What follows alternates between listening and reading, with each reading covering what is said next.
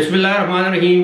السلام علیکم۔ ابرار رشید آپ کی خدمت میں ایک مرتبہ پھر حاضر ہے، اور آپ سے درخواست ہے کہ اگر ابھی تک آپ نے اس چینل کو سبسکرائب نہیں کیا تو اسے سبسکرائب کر لیں، جو بیل آئیکن ہے اس کو ضرور پریس کیجئے گا۔ آپ کا بہت بہت شکریہ۔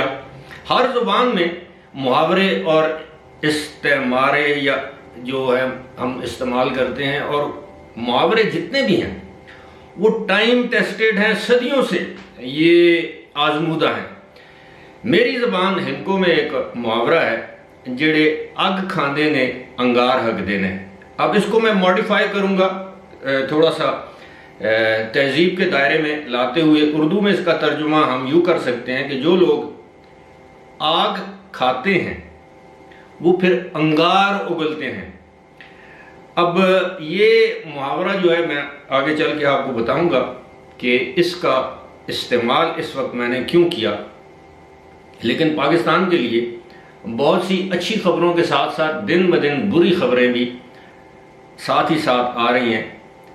حکومت نے مہنگائی کے شدید ترین تاریخی طوفان، یعنی تاریخ میں پاکستان میں اس قدر مہنگائی کبھی نہیں ہوئی، اس کے باوجود توقع یہ تھی، حکومت کی جانب سے اشارہ یہ دیا گیا تھا کہ 16 تاریخ کو پیٹرول کی قیمتوں میں کمی کی جائے گی، شاید ڈیزل کی قیمت میں تھوڑا سا اضافہ کیا جائے۔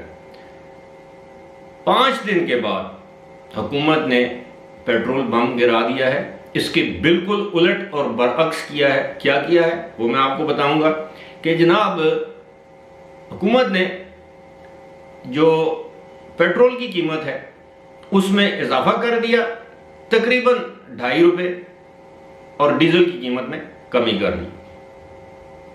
اب میری سمجھ سے یہ منطق باہر ہے، یا تو آپ دونوں کی قیمتوں میں کوئی نہ کمی کرتے نہ اضافہ کرتے، یا دونوں کی قیمتوں میں کمی کر دیتے۔ خیر، لیکن سب سے جو تشویشناک بات وہ یہ ہے کہ پاکستان کی تاریخ میں ڈالر آج جتنا مہنگا ہے وہ بھی تاریخ میں کبھی نہیں تھا۔ آج ڈالر جو ہے وہ 240 روپے کا ہو گیا، اور یہ میں انٹر بینک کی بات کر رہا ہوں، اوپن مارکیٹ میں ڈالر دستیاب ہی نہیں ہے۔ اور کہا یہ جا رہا ہے کہ اس سال جو نیا مالی سال ہے، یعنی 2022 کی 1 جولائی سے لے کر آج دن تک 21 ستمبر تک ڈالر کی قدر میں 30 روپے اضافہ ہوا ہے، روپے کی قدر میں 30% کمی واقع ہوئی ہے۔ اس کے باوجود آپ دیکھیں ہمارے ملک میں کیا ہو رہا ہے کہ آرمی چیف کون تعینات ہوگا، اس کو میں نہیں کرنے دوں گا۔ احتجاج کی کال دے دی گئی ہے عمران خان کی جانب سے، اور ساتھ ہی ساتھ سونے پہ سہاگا حکومت کی جانب سے اسلام آباد کو وقت سے پہلے لاک ڈاؤن کرنے کا پلان بنا لیا گیا ہے۔ ہماری معلومات کے مطابق اسلام آباد میں کنٹینر پہنچنا شروع ہو چکے ہیں، وہاں ان کو رکھا جا رہا ہے۔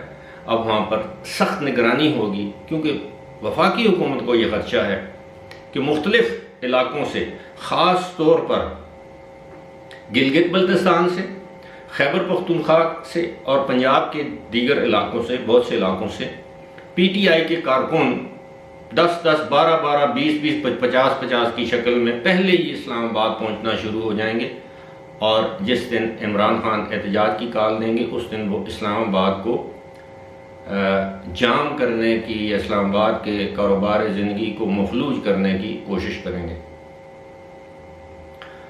وفاقی حکومت نے پنجاب حکومت سے اور خیبر پختونخوا حکومت سے باقاعدہ سرکاری سطح پر تحریری طور پر اضافی نفری طلب کی ہے، اور دونوں حکومت کی جانب سے کوئی جواب نہیں دیا گیا۔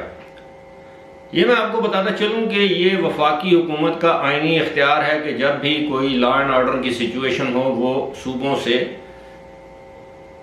اضافی نفری طلب کر سکتی ہے، کیونکہ صوبے وفاق کی ایکسٹینشن ہوتے ہیں، صوبے وفاق سے بغاوت نہیں کر سکتے۔ اور اگر ایسا کیا جائے تو پھر آپ کو پتہ ہے کہ بہت سی آپشنز ہیں، جن میں گورنر راج نافذ کرنا بھی ہے، یہ ایک آپشن ہو سکتی ہے۔ اسی کے ساتھ ساتھ ایف سی اور رینجرز یہ جو ہیں یہ وفاقی وزارت داخلہ کے ماتحت یہ دونوں فورسز ہیں. ایف سی پیراملٹری ہے، رینجرز بھی پیراملٹری کہتے ہیں لیکن فوج ہی ہے رینجرز دو.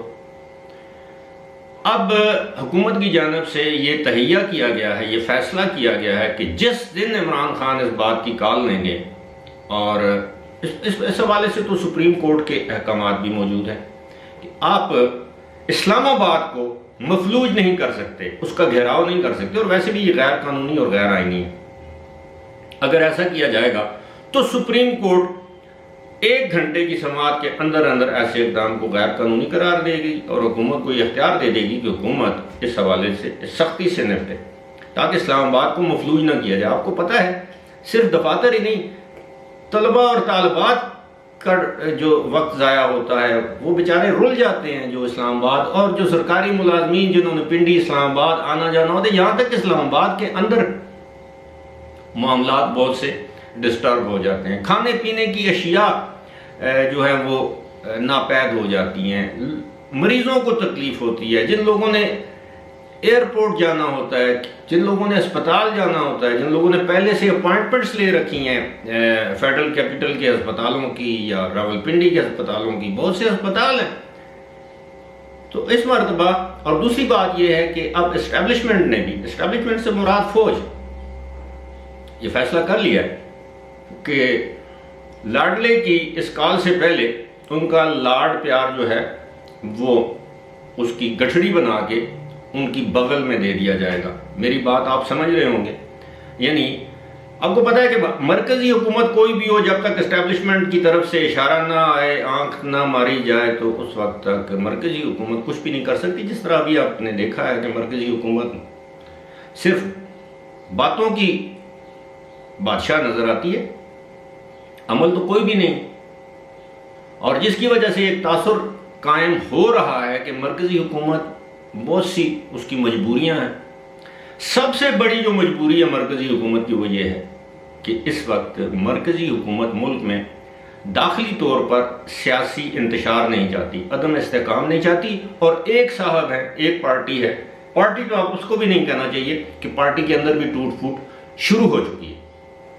آپ یہ خاطر جمع رکھیے کہ پارٹی کے اندر یعنی تحریک انصاف کے اندر ٹوٹ پھوٹ شروع ہو چکی ہے، لیکن ایک شخص جس کو اپنی پاپولیرٹی کا زوم ہے، اور بجا ہے، اس میں کوئی شک نہیں وہ پاپولر ہے، لیکن آپ کو پتہ ہے نا جب انسان اپنی پیک پہ، معراج پہ، عروج پہ پہنچتا ہے، وہیں سے اس کا زوال شروع ہو جاتا ہے، وہیں سے زوال کے لمحات شروع ہو جاتے ہیں.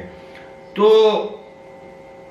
دنیا میں بہت سے ایسے لوگ گزرے ہیں جو اپنی کیا کہتے ہیں پاپولیرٹی کی بلندیوں پر پہنچے، پھر اس کے بعد ان کا زوال شروع ہوا. بہت سی مثالیں ہیں، درجنوں نہیں سینکڑوں. لیکن بات وہی ہے کہ کچھ بھی ہو، نقصان اس کا حکومت کو نہیں ہوگا، پاکستان اور پاکستان کی آلریڈی مہنگائی میں پسنے والی عوام کو نقصان ہوگا. اور اسی لیے ہم جیسے لوگ ہمیشہ یہ کہتے ہیں کہ سیاستدانوں کو ہوش کے ناخن لینے چاہیے.